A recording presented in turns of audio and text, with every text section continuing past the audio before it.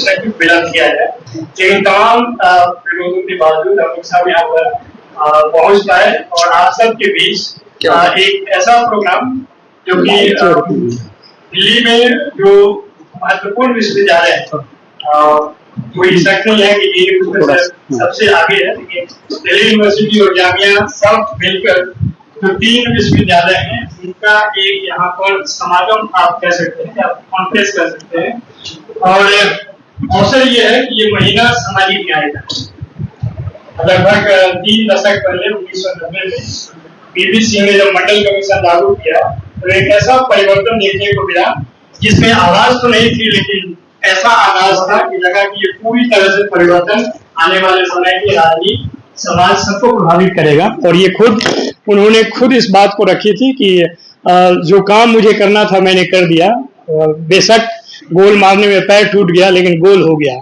और वही कारण है कि आज हम सब बैठकर उस पर एक विचार कर रहे हैं और प्रयास कर रहे हैं कि जो अध्याय उन्होंने शुरू किया था उसको समझा जाए कि किस तरीके से जो पब्लिक फंडेड इंस्टीट्यूशन जिस कैंपस में हम बैठे हुए हैं उस कैंपस में भी लगभग 15 साल के बाद पहला जो परिवर्तन हुआ वो नौकरी के क्षेत्र में हुआ 1993 में जजमेंट आने के बाद, और लगभग 15 साल के बाद 2006 में डिसीजन हुआ, लेकिन लागू हुआ कॉलेज और यूनिवर्सिटी के कैंपस में जहाँ पर छात्रों का आना शुरू हुआ, खासकर ओबीसी समाज के लोग जो कि लगभग 4-5 दशक से इंतजार कर रहे थे कि जो संवैधानिक अवसर उन्हें मिलना चाहिए और जिसके आधार पे पूरे सामाजिक संरचना का रिप्रेजेंटेशन मिलना चाहिए, उसको फाइनली 2008 में कैंपस में आना शुरू किए। और उसके बाद देखा गया है कि एक खास तरह का संघर्ष और विमर्श चल रहा है और यही कारण है कि आज हम लोग यहाँ पर बैठ रहे हैं और उन बातों पर प्रकाश डालेंगे। इस तमाम प्रायोजन में हमारे साथ जो गणमान्य व्यक्ति हमारे साथ मौजूद हैं, उसमें पहले पंक्ति में तो जो खासकर जिसे हम पार्लियामेंट कहते हैं, और पार्लियामेंट में अगर 2 सदन है तो 2 सदन के एक रिप्रेजेंटेटिव हमारे साथ हैं। से हमारे साथ प्रोफेसर बादशाह आलम जी हैं। लगातार इन मुद्दों पे ये फेडकुटा और डूटा के साथ में जितने भी संघर्ष के दिन थे, एक समय था जब मैं भी एकेडमिक काउंसिल मेंबर था 2010 और 12 में, उस समय भी सर फेडकुटा के सेक्रेटरी थे और काफी संघर्ष उन्होंने किया है। मैं स्वागत करता हूं सर का इस महफिल में। हमारे साथ professor S N Prasad ji हैं, जेएनयू से ही हैं तो परिचय के मोहताज नहीं है, लेकिन छात्र राजद के शुरुआती दौर से हमारे साथ रहे हैं और हमें यहाँ तक आने में काफी मदद वैचारिक स्तर पे उन्होंने की है। सर आपका बहुत बहुत स्वागत है।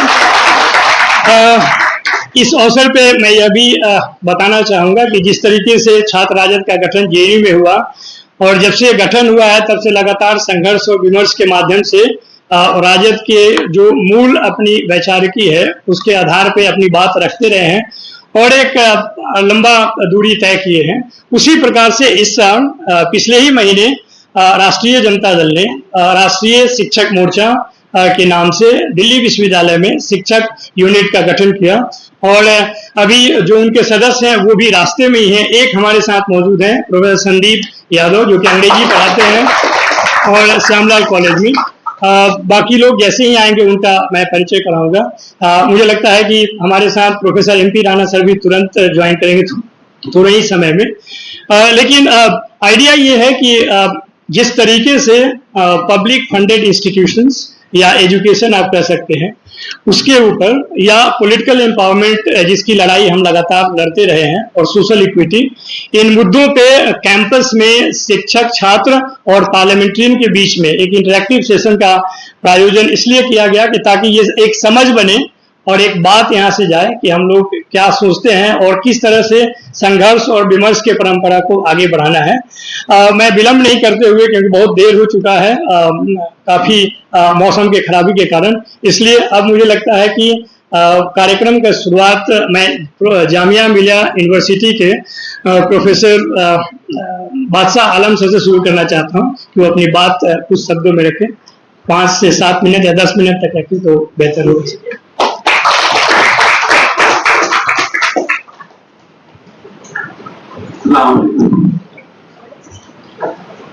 मैं तो सबसे मेरे ख्याल से फर्स्ट टाइम मीटिंग अटेंड कर रहा हूँ और नवल किशोर जी ने ये मौका दिया हमको यहाँ आने का, तो चलो अपने इलाके के लोग हैं उनके साथ जरा बैठ के इंटरव्यू किया जाएगा, क्योंकि बेसिकली मैं बिलोंग करता हूँ गोपालगंज डिस्ट्रिक्ट से, जहाँ आरजेडी का फाउंडेशन ही शुरू हुआ वहां से, और उसी ब्लॉक का ही रहने वाला हूँ, उसी पुलिस थाने का रहने वाला हूँ। उसका गांव फुलवरिया के पास में हमारा गांव है, और मैं यहाँ जामिया मिलिया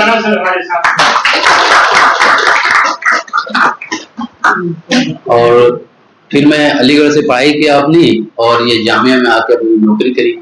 जेएनयू से भी बड़ा ताल्लुक रहा हमारा। प्रोफेसर आनंद कुमार यहाँ थे, अब तो रिटायर हो गए, हमारे दोस्त थे। सचिदानंद थे छपरा के, यहाँ ज्योग्राफी डिपार्टमेंट, तो ये लोग सब, अरुण कुमार। तो मैं वहाँ छात्र संघ से लेके और टीचर्स एसोसिएशन तक के मेंबर रहा, कम से कम फेकुड़ा में भी मैं 10 साल ट्रेजरर रहा। ये जो 6 पे कमीशन आया तो उसमें हम लोग बड़ा पेश थे, नोवल जी को मालूम है कितना धरना प्रदर्शन यूजीसी को होता रहा। और उस वक्त प्रोफेसर थोराट थे मेरे ख्याल से, वो यूजीसी के चेयरमैन। तो एक उस वक्त टीचर्स को एक ऐसा पैकेज मिला कि उसके बाद हम लोग अपने को टीचर बताने लगे 6 पे कमीशन के बाद। नहीं तो उससे पहले तो पुलिस वाला भी कहीं पकड़ता था, स्कूटर पर हेलमेट नहीं लगाए तो अच्छा मास्टर है छोड़ दो इसको। तो एक बहुत बढ़िया पैकेज मिला। अर्जुन सिंह थे उस वक्त आपके प्रिसाइडिंग मिनिस्टर, और 6 पे कमीशन के बाद एक टीचर्स की डिग्निटी जो है काफी मेंटेन हुई। तो अब जैसे कि नवल जी ने बताया कि मंडल कमीशन, तो मंडल कमीशन में बहुत चीजें मिली हम लोगों को, लेकिन वो अभी तक ढंग से इम्प्लीमेंट नहीं हो पाया। अब ये उसको जितने रिसोर्सेज हमारे हैं उसका बंटवारा जब तक अनुपात में नहीं होगा तो उसका हम लोग का इंपावरमेंट आ नहीं सकता। बहुत ऐसे पार्लियामेंट में लोग, हमारे दोनों सदन के लोग बैठे हुए हैं, राज्यसभा के भी हैं, इसके भी हैं, बहुत लोग हैं उसमें। तो एक मैं छोटा सा एक एग्जाम्पल देता हूं मैं आपको कि ये सीए एनआरसी का जब बिल आया तो ये लोकसभा से पास हो गया, राज्यसभा में गया और वहां 14 वोट से वो बिल पास हो गया। अगर 14 वोट उसमें नहीं मिला होता तो वो बिल वहीं गिर जाता और इतना हिंदुस्तान में हंगामा नहीं होता। और उस वक्त राज्यसभा में 14 ही मुस्लिम एमपी थे डिफरेंट पार्टी में। तो उन्होंने अगर अपने कौम के बारे में सोचा होता उस वक्त तो ये इतना ये शाहीन बाग से लेके 1 साल तक मेरे ख्याल से सर प्रोटेस्ट चला शाहीन बाग में, और कितनी उसमें जाने गई लोगों की, कितने लोगों ने परेशानी उठाई। तो ये एक काम वहां आरजेडी ने जो शुरू किया बिहार से रिजर्वेशन को लेकर कि एक जाति जनगणना कराई जाए, ये तो पता चले कि कौन लोग हैं, कितने हैं, फिर हमारे पास रिसोर्सेज कितने हैं, उसको अगर उस रेशियो में अगर दिया जाए तब भी इंपावरमेंट आएगा, अदरवाइज बहुत मुश्किल। तो अब जैसे रिजर्वेशन का मामला चल रहा है, रिजर्वेशन में जो कहीं कुछ परसेंटेज है, कहीं कुछ परसेंटेज, कहीं हॉरिजॉन्टल है, कहीं वर्टिकल है। और वर्टिकल रिजर्वेशन में भी चूंकि यहाँ सब लोग पढ़े लिखे हैं, लोग बैठे हुए हैं, तो मेरे ख्याल से हॉरिजॉन्टल वर्टिकल सब समझते हो। तो हॉरिजॉन्टल रिजर्वेशन में क्या है, दूसरा वर्टिकल है, हमारे यहाँ दोनों एग्जिस्ट कर रहा है।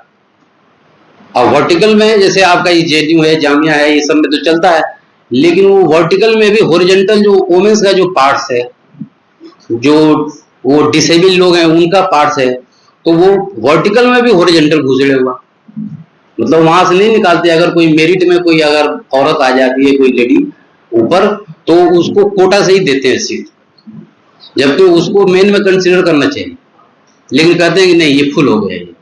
तो ये हॉरिजॉन्टल का पार्ट इधर वर्टिकल में घुसा, तो इसको ढंग से इसको देखना पड़ेगा। और मेरा मानना ये है कि सबका अगर कैलकुलेट करें आप टोटल, तो कहीं के किसी स्टेट में तो 75% रिजर्वेशन हो गया, अब बचा कितना 25। अरे हम तो कहते हैं 100% रिजर्व कर दो, जो जितना है उसको उस रेशियो में मिल जाए, कोई झगड़ा नहीं है। और जब ये तो फिर रिसोर्सेस लोगों के पास आएंगे तो फिर उनकी गाड़ी आगे बढ़ेगी, वो अपने बच्चों को सही से वो तालीम दे सकते हैं।